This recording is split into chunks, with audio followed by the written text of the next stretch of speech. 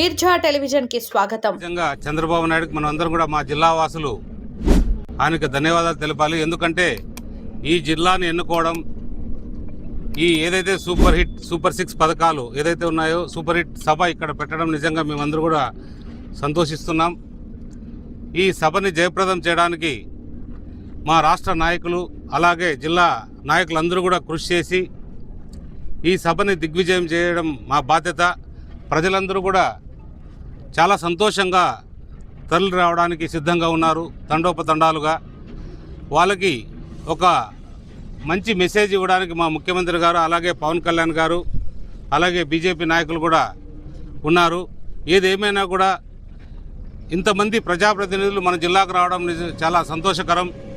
ఈ కరూరు జిల్లాలో చంద్రబాబు నాయుడు గారు వస్తున్నారంటే ఇంకా ఏ వరం ఇస్తారో మా జిల్లాకు అనేది కూడా మేము ఎదురు చూస్తున్నాం.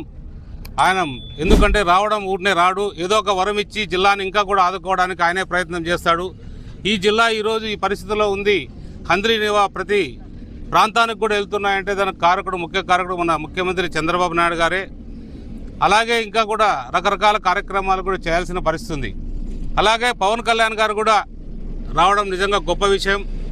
చాలా చోట్ల పంచాయతీరాజ్ రోడ్లు కూడా గడిచిన 5 ఏళ్ళు పూర్తిగా అధ్వానంగా తయారైనాయి. ఆయన ఆధ్వర్యంలో రోడ్లన్నీ కూడా బాగుపడతాయని ఆశిస్తున్నాం.